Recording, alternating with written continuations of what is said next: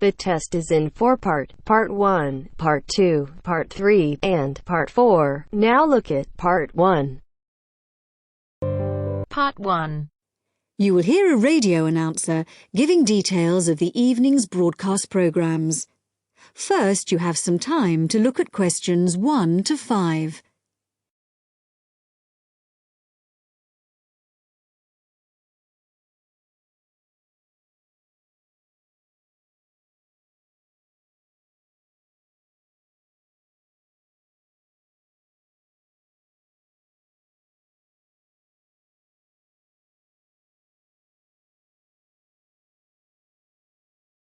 Now listen carefully and answer questions 1 to 5. The time is 6:55 on Thursday, October the 15th. And now here is a brief review of this evening's programmes on Radio 6. Starting in just a few minutes, at 7 o'clock, we have the first programme in our new series, Animal Talk, a documentary with Laura Martins and Jeff Burns. And I'll be telling you some more about that in a minute. Then at 7:50 there will be a broadcast on behalf of the Rare Species Protection Group, telling you about some of the work they're doing to preserve endangered species. This will be followed at 8 o'clock by today's episode of Park Square, our drama series following the fortunes of a close-knit community in North London, in which Sunita begins to wonder if Carl has been telling her the truth, and Carl gets into trouble when a private email is read by the wrong person. At 8:30 we have our phone-in programme, What's Your View? Today's topic is the impact of the media, and you are invited to call in with your own views and questions on this topic. If you have a question for the panel, the number to call is 0207 815 4222. This will be followed at 9 o'clock by news and weather, and then at the new time of 9:20 we have our Book of the Week, read by Graham Stanish. This week's book is a collection of Rudyard Kipling's Just So stories, which the author wrote for his children at the beginning of the 20th century, and which are now enjoyed by children and adults alike. This evening's story, entitled How the First Letter Was Written, is an imaginary account of the events that led to the invention of writing, involving a young girl called Taffy, and a series of misunderstandings that arise when Taffy sends the first written message in the history of the world. Before you hear the rest of the talk, you have some time to look at questions 6 to 10.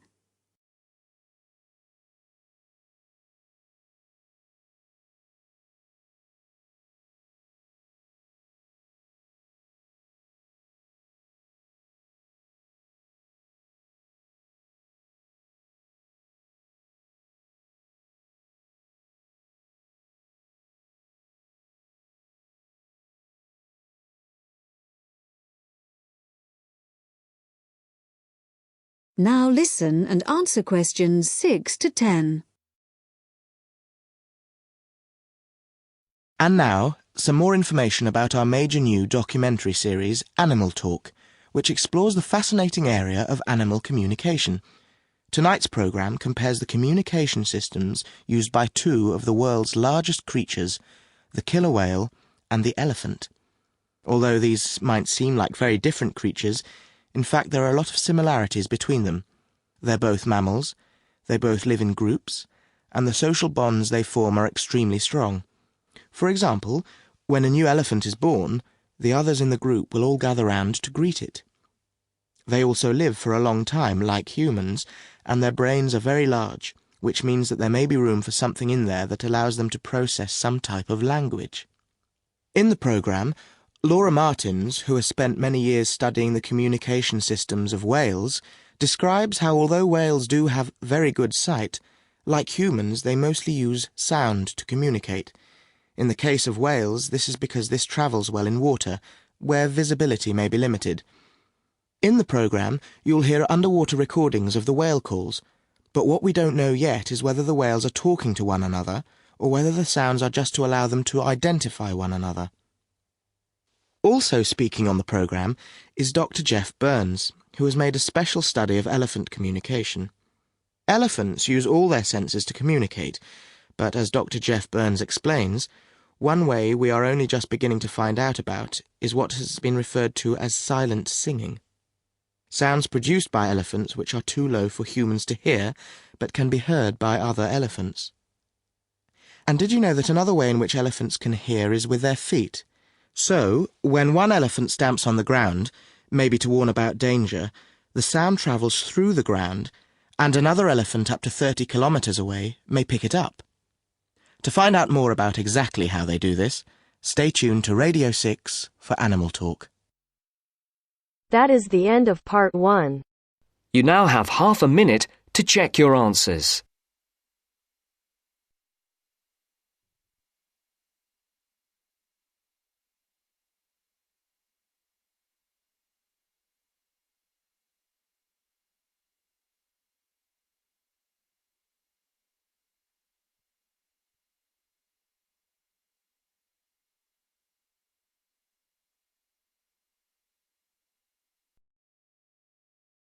Now turns to part 2. Part 2. Listen to the whole survey in the correct order and answer the questions. First, look at questions 11 to 14.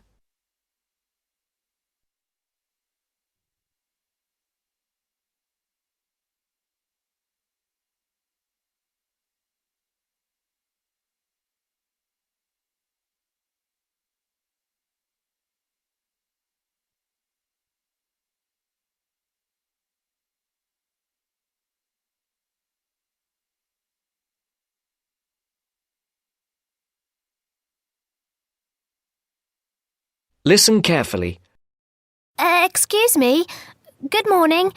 We're students from St Anne's School and we're doing a class survey. Have you got 5 minutes to answer a few questions? I suppose so. What are the questions about?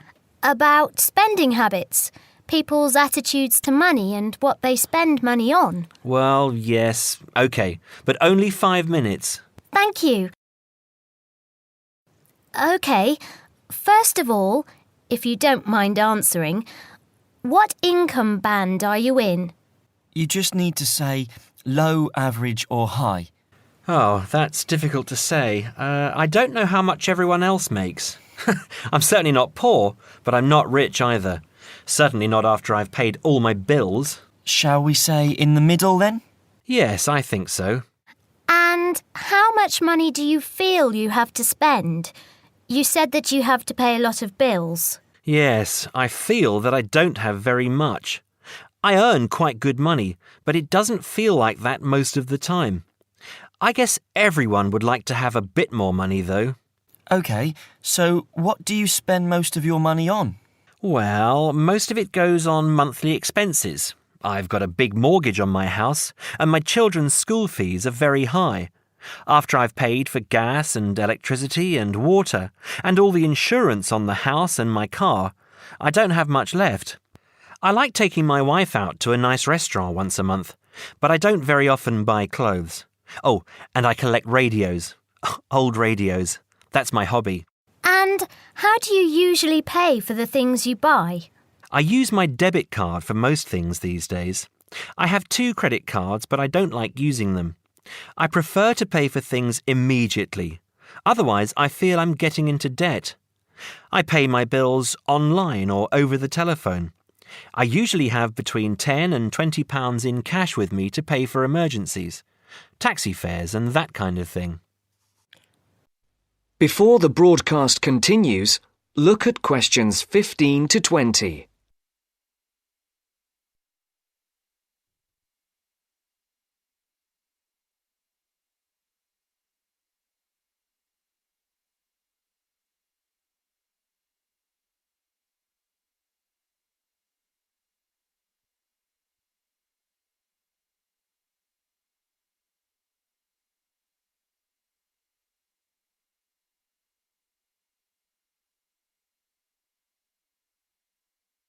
You will now listen to the second part of the talk.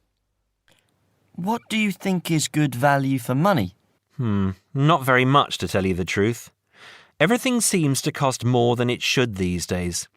I think my telephone and internet broadband package is good value for money, though. That's my telephone line, any number of national calls and unlimited internet use for only £22 a month. I think at least one member of my family is online for an hour or more every day. I think £22 is a very good deal. And what do you think is a waste of money?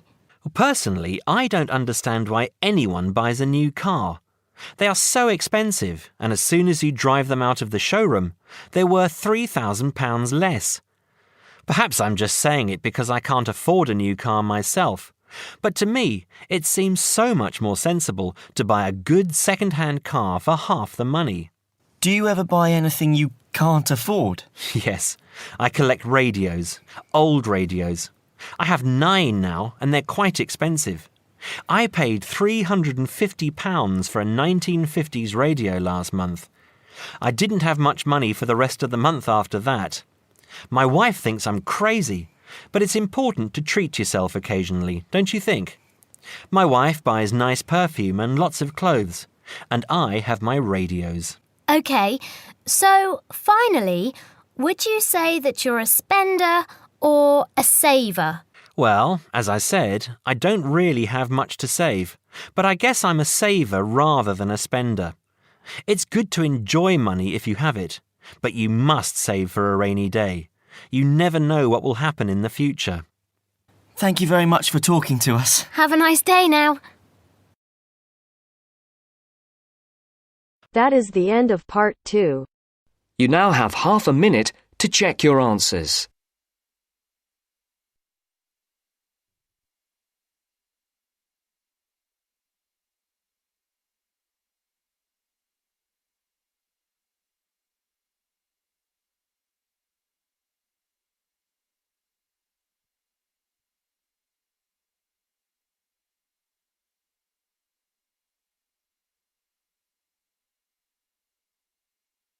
Now turns to part 3.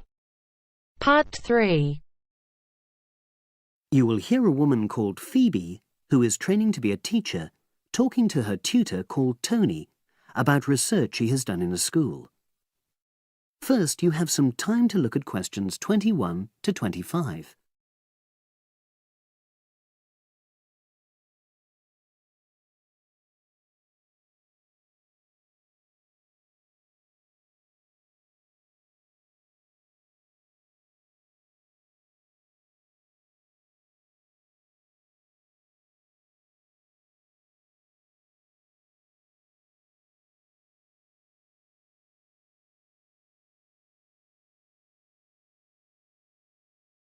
Now listen and answer questions 21 to 25. So, how did you get on with your school-based research, Phoebe? Well, it was exhausting, but really valuable. Good. What was the specific focus you chose? My title is Attitudes Towards Study Among 11 to 12-year-old Pupils. Right, and what made you choose that focus?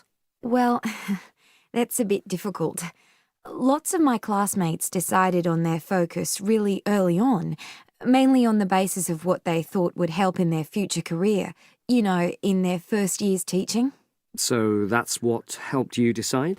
Actually, it was that I came across a book written by experienced teachers on student attitudes, and that motivated me to go for the topic. OK. So what were your research questions or issues? Well, I wanted to look at the ways students responded to different teachers, particularly focusing on whether very strict teachers made teenagers less motivated. And from your research, did you find that was true? No, not from what I saw, you know, from my 5 days observation, talking to people and so forth. OK. We'll talk about the actual research methods in a moment, but before that, can you briefly summarise what your most striking findings are? Well, what really amazed me was the significant gender differences. I didn't set out to focus on that, but I found that boys were much more positive about being at school. Girls were more impatient. They talked a lot about wanting to grow up and leave school. Very interesting. Yeah, it is. From doing the research, it was clear to me that you might start out to focus on one thing, but you pick up lots of unexpected insights. Right. Did you get any insights into teaching? Yes, certainly. I was doing a lot of observations of the way kids with very different abilities collaborate on certain tasks, help each other. And I began to realise that the lessons were developing in really unexpected ways. So, what conclusion do you draw from that? Well, I know it's necessary for teachers to prepare lessons carefully, but it's great if they also allow lessons to go their own ways. Good point. Now, I'm really pleased to see you doing this. Analysing and drawing conclusions based on data. But surely this isn't proper data. Because it's derived from such small-scale research. Well, as long as you don't make grand claims for your findings, this data is entirely valid. I like the way you're already stepping back from the experience and thinking about what you've learned about research. Well done. But I know I could have done it better. As you become more experienced, you'll find ways to reduce the risk of difficulties. OK. Now you have some time to look at questions 26 to 30.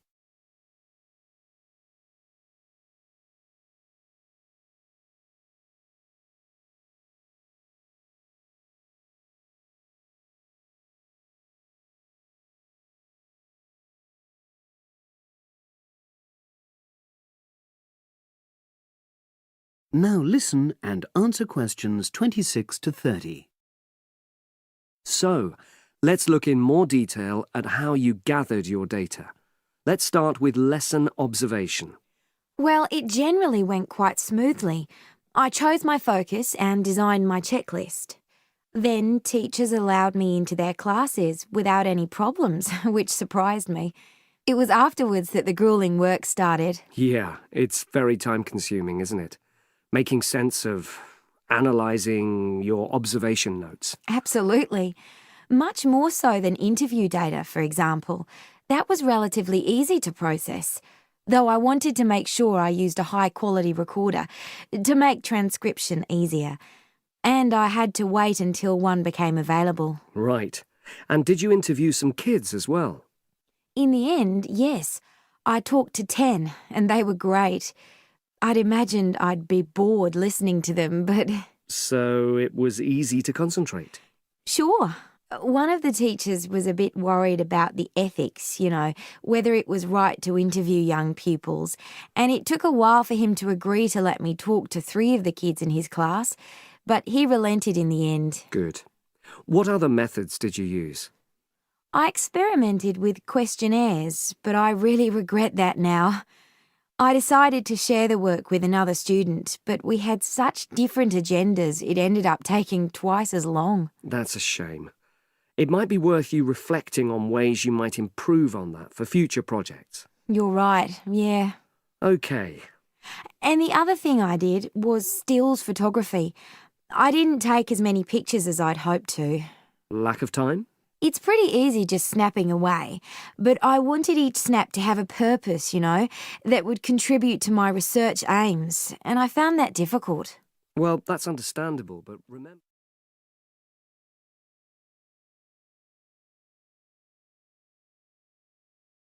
That is the end of part 3. You now have half a minute to check your answers.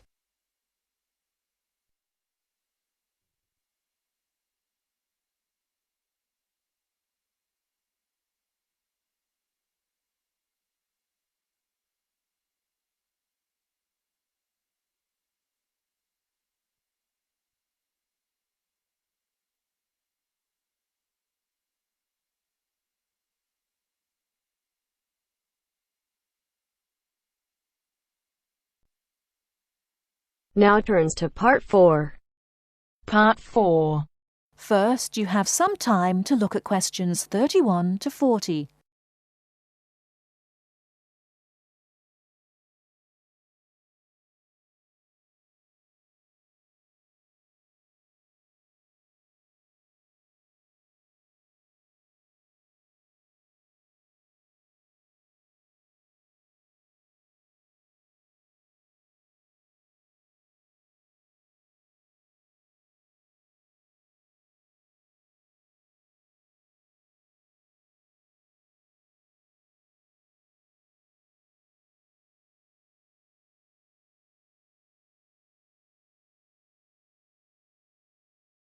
Now listen carefully and answer questions 31 to 40.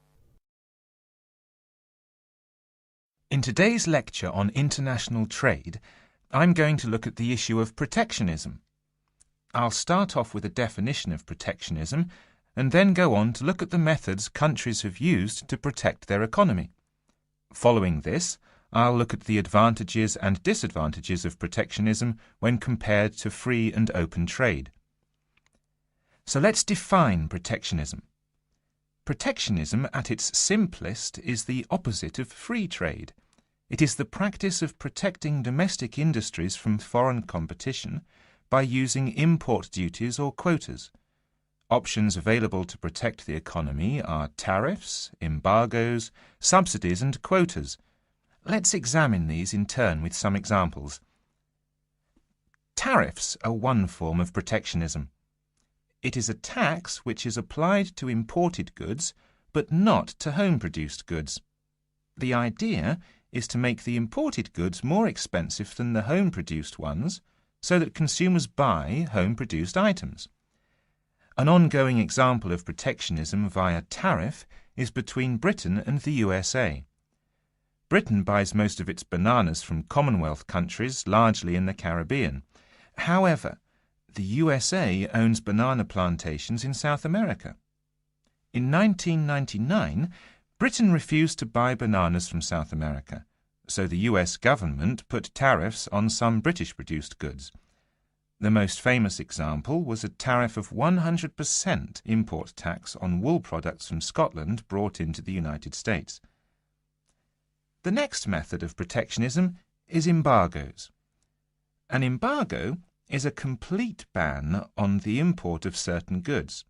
For example, following the Cuban Revolution in the 1950s, the USA banned the import of Cuban cigars.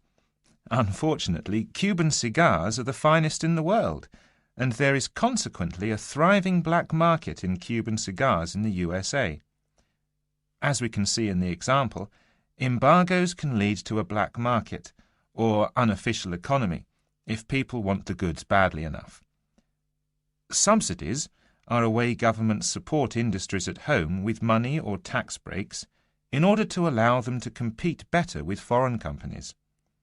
In 1994, the French government provided its national airline with a £2 billion subsidy in order to help it compete with low-cost airlines. However, subsidies can have the effect of making home producers uncompetitive and inefficient. Finally, let's look at quotas. A quota system allows a certain quantity of goods to be imported from other countries. The European Union has had quotas on textiles and clothing for decades to protect its textile industries from developing countries, especially India and China. Understandably, developing countries say that this is unfair and against the principles of free trade. Let's move on now to the arguments for and against protectionism. For trade to flourish between countries, the benefits from trade need to be equally balanced. Where a country feels that it's not getting a fair share of the trade, or that it is somehow disadvantaged, it might employ one or more of the methods of protection. There are at least 4 arguments that may be given for using protectionism. Firstly, to protect employment in the home country. The simple view is that if imports are stopped, then jobs will be saved and even created at home. Secondly, to prevent unfair competition. It is often said that developing countries have the advantage of cheap labour costs in their countries, and that they use this to undercut the price of the same goods produced in richer nations.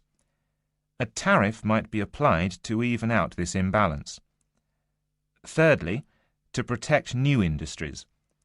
A new industry, particularly one in a developing country, might not be able to compete with long-established industries elsewhere. Tariffs and quotas give new industries the chance to build up production to the point where they can compete. Fourthly, to raise money. Tariffs were once used as a way of raising revenue for the government.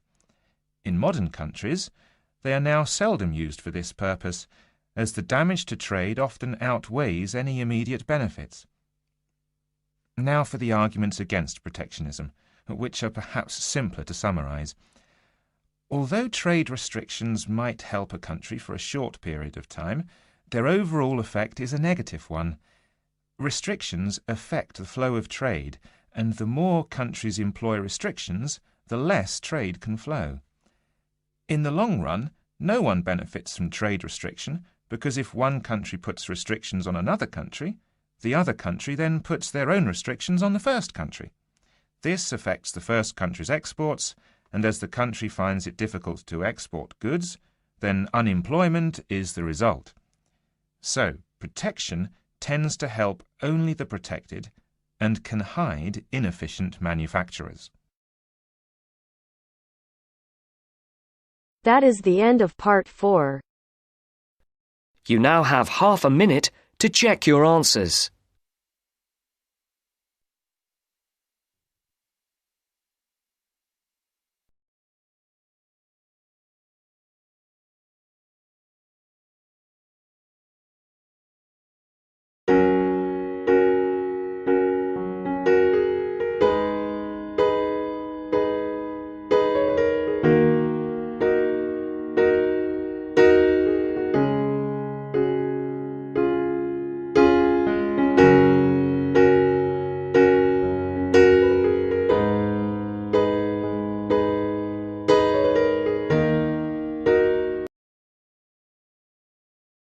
Wasting any time, let's start the video. So this is our question, which is a table graph, 3 table graphs, and it's a questionnaire. Let's read the question. The tables below show response to a questionnaire given by 2 groups of people, club members and general public, who showed their opinions about a theatre. Summarize the information by selecting and reporting the main points and make comparisons where relevant. So we are given on 3 questions. They have given their opinion about a new theatre in the vicinity or wherever it is. So for the production quality and for the information about plays and for the facilities in theatre, and these opinions are given by club members and general public in all the 3 categories, and it is also divided in 3 sectors like excellent, satisfactory and poor. So we can see that 70% of club members are satisfied with the production quality and 67% with the production quality general public. Here also satisfactory response was only 1% difference we can see, and poor is given by 13% and 15% club member and general public respectively. And if we talk about the performances of to the public, so club members are also highly satisfied, they are 72%, and satisfactory response was given by 23% of people, and poor response was given by 5% people only. And if we talk about general public, they were highly satisfied by this information about plays or performance to the public. 88% were said that it is excellent, 10% said it's satisfactory, and only 2% said that it is poor. And if we talk about the facilities in the theatre, so general public was highly satisfied in this case because there are 70% said that it is excellent, and in rather than in two cases they were less as 70% and 72%. And general public said that this is 55%. Satisfactory 23% and 19%, poor 2% and 26%. So a highest difference can be seen in the opinion of poor, as general public think that their facilities are poor, but club member doesn't think that. Okay, so let's have a look how we will answer this. So this is our introduction. The given tables show the responses of club members and general public regarding a new theatre. It can be seen that responses were similar in some matters while different in others. So we can see that in some responses were similar and in some responses were different. So overall, we have concluded that the proportion of those who said that it is excellent or satisfactory rating is in each criterion was higher than that of poor rating group member, right? Majority of rating was provided to the club members. So majority of rating was provided by the club members. We can see that. As in poor, only 13, 15, 5, 2, 26% were said that it is poor. Rest, most of the people were saying that it is excellent or satisfactory. So now in BP 1 and 2, we will be discussing the percentage only. So explicitly, Information about the play's rating was 72% and 88% in excellent category, while 23% and 10% rated it as satisfactory, and only 2% and 5% rated it as poor. Now moving further, 75% club members, we have to tell that by this opinion is given by club members and general public respectively, means club members but 72% said that this is excellent, and 88% general public said that it is excellent. Now 75% club members rated facilities in theatre as excellent, and general public rated it with 55% in the same categories. Means if we are talking about the facilities in the theatre, only 55% general public said it is excellent, and 23% and 19% considered it as satisfactory by club member and general public respectively. 2% of club members put it in poor category, while 26% of general public were dissatisfied from this. Means from the category facilities in theatre, there were only 26% who said it is not up to the mark, and that is poor. So this was for today video. I'll discuss with you writing task 2. So without wasting any time, let's start our video. So our question for today is, health experts believe that walking is a good exercise for health. However, people are walking less nowadays. Why is this happening? How can this problem be solved, or we can say how can people be encouraged to walk more? So how we can encourage people to walk more? So the question is all about walking, because nowadays people are walking less. So we have to tell that why is this happening and how we can motivate the people to walk more. So let's have a look how we will answer this. So this is our introduction. It is widely acknowledged, means worldwidely it is highly acknowledged, that walking plays a pivotal, means important role in keeping oneself healthy, and accepted by the expertise as well. This is expertise has also expected this that walking plays a important role in keeping a person healthy. But people hardly have time for walking due to numerous factors. The upcoming paragraphs know about the reason behind this and steps to encourage people to walk more. Or we will be discussing in the body paragraph that why is this happening, why people are walking less, and the factors behind this. And in the body paragraph 2, we will be discussing about that how we can motivate the people to walk more. Now, undoubtedly, means without any doubt, in the fast-paced life, people hardly have time for walking. That we can't deny this. Because of this fast-paced life, people are not having time for walking. Everyone nowadays are busy owing to work. Due to work, they are busy. Moreover, people are having materialistic approach and prefer working extra time for earning more money, and scarcely have time. Means they are hardly have time for their health as well as walking. So what is happening? The people is having people are having materialistic approach. That means they want more and more materials at their home. That we should have car, we should have not bus, we should have vehicles, or we should have everything, modern kitchen, dishwasher, so we don't have to do any kind of work. So they are, for that they are earning more and more money, and they are doing extra work also. They are giving their extra time as well. So definitely after doing so much of this work, they will hardly have time for walk as well as for their health. Now, in allied to this, means in addition to this, everyone has vehicles and prefer going to any place through them. So definitely, if we have to go in the shop in our neighborhood only, so we will prefer going on Activa. Like we are not going on by walking. So this is the life people are preferring nowadays. So they prefer going to any place through them. For instance, either going for grocery shopping in the vicinity means in their neighborhood, they prefer vehicles over walking. So everyone nowadays prefer vehicles over walking. Nonetheless, the sedentary lifestyle, means the sitting lifestyle of ours, and technology developments are also responsible for people to walk less. Because what we are doing, we are just wasting our time watching TVs, watching videos on YouTube, or whatever we are doing. We are preferring these kind of lifestyle, sedentary lifestyle, sitting lifestyle, and technology developments has made us to walk less, because we prefer watching TVs or videos in our leisure time. Nobody prefer to go to walk. So these are the reasons which we discussed in body paragraph 1. So let's have a look how we can encourage people to walk more. Now, government can motivate people to walk by improving footpaths, clearing overgrown vegetation, and increasing street cleanliness, because these are also the factors people are not going for walking. So what government can do, they can improve the footpaths that has to be attractive, which attract people to do walking. Clear overgrown vegetation, that means overgrown grass. They should clean the streets as well, so that people can go to walk and they prefer going there. Because of this mess on the road, some people do not go to work as well.